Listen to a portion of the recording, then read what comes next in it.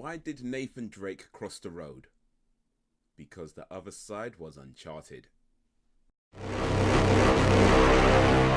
Good morning to whenever you are. I am Bandit Haze and I just played through the campaign of Uncharted 4, played through some of the multiplayer as well, and now I'm going to be giving my thoughts on some of the aspects of the game. Now there will be no spoilers in this review. I do intend on doing something a little bit more in depth later on, so make sure you subscribe to be notified as to when that is live, because I'm kind of a big deal, or at least that's what my mother tells me. I'm only kidding, she's never told me that, like ever, not even once, which is probably why I haul myself out on YouTube for views. But it could be worse. At least I'm not drinking my own piss on Tumblr. So, you know, you gotta be grateful for small mercies. Alright, so if you've played Uncharted 1, 2 or 3, it's mostly the same mechanics, which in my opinion is a good thing. There are some new additions, and one of the things I think it does really well is introduce the new mechanics without feeling like it's just holding your hand throughout. Now that's not to say that it doesn't hold your hand. If you're stuck for a while, it would present an option to request a hint. But the thing is that even if you don't select it, because you just want to figure out yourself, you're like, okay, I don't need a hint right now, please, I don't need a hint.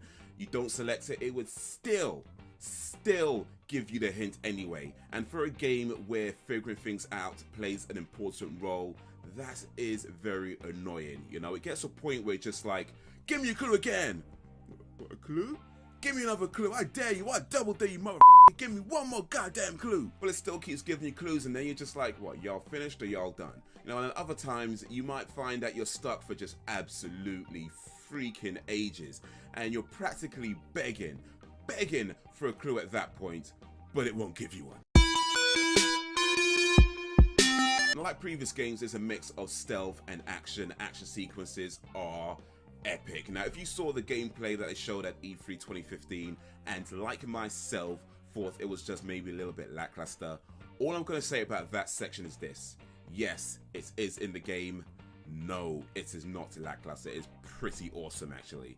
My only real criticism about the gameplay is that during gunfights, if you're trying to run and gun and then you need to take cover, because the camera doesn't always move very smoothly, it's sometimes a little tricky to get into cover properly, and you end up going to the side of the wall rather than behind the wall, and you're getting shot at. It's like, look, I'm trying to be behind the wall, please can you go behind the wall? You know, you start talking to the game like, look, I want to be behind the wall, please can you move behind the wall? I do not want to be on the side of the wall, I want to be behind the wall so I do not get hit by the bullet. But it keeps going to the side of the wall because the camera's trying to move around. It's like, ah, oh, dude, come on. Alright, so now the basic non-spoiler version of the story is something happens, which means you go looking for something and you shoot people along the way. The end. You know, that's pretty much it. But as basic as that sounds, the story is excellent. It's fully its own story, so if you haven't played the previous games, you won't feel lost with what's going on. There's a few references here and there, but nothing that the story depends on. But here's the thing. I really liked Uncharted 1, 2 and 3 and thought that the 3 games told a really good story that was closed off really well with part 3, you know, it came full circle, and I really felt that if they ended with part 3, that would have been a great way to end the series. All 3 games were fantastic, all 3 games had their own stories that were fantastic, and the 3 together told a complete full circle fantastic story, which they could have ended there and left it like that, and I would have been very, very satisfied had they done that. But then they announced that they're going to do Uncharted 4, and my thoughts were exactly this. It needed to be more than just a good game, because anytime you revisit a closed story, whether you close it off with 1 game or 2 games, 3 games, 4 games, 5 games, 6 games, 7 games, 10 games, however many games, doesn't matter. But anytime you have a complete story told in however many amount of games, and it's complete and it's done and dusted, that you come back to it, you can't just have just another good game. It can't be just another adventure. There needs to be a reason you're coming back to a closed story. There needs to be an understanding as to why we are coming back to this. And Uncharted 4 absolutely does that. You definitely get a clear reasoning and a clear understanding as to why we are revisiting the story. It absolutely makes sense. And not only does it deliver on that, it also adds to the previous stories by giving a little more insight to the characters and a little more depth that you wouldn't have had otherwise. So yeah, they absolutely did a bang up job with the story in Uncharted 4. Alright, so the previous Uncharted multiplayer options haven't really been that good. With Uncharted 2, it was boring and I didn't spend a whole lot of time with it. Uncharted 3, boring, didn't really spend a whole lot of time with it.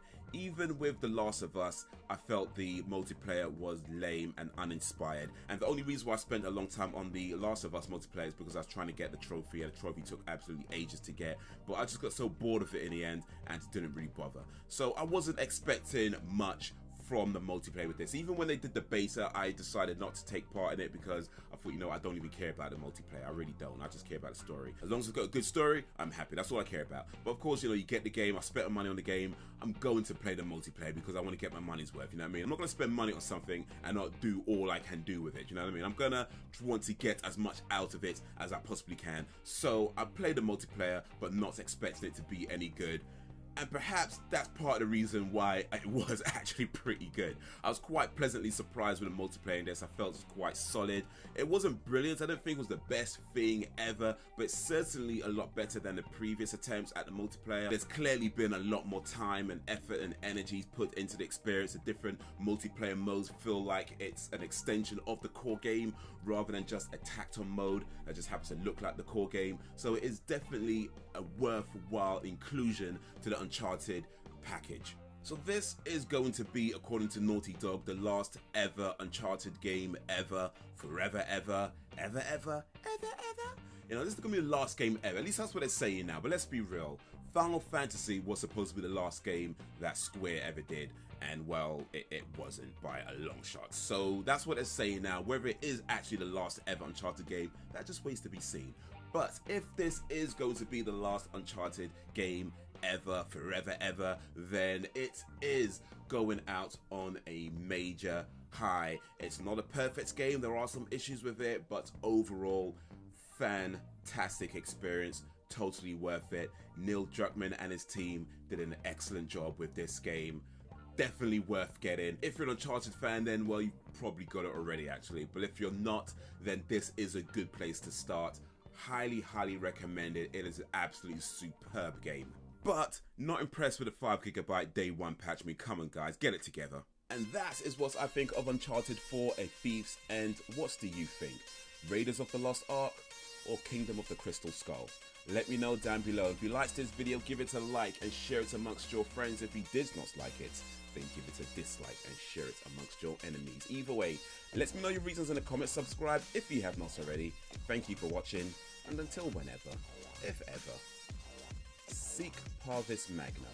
Oh my god, she's kind of hot.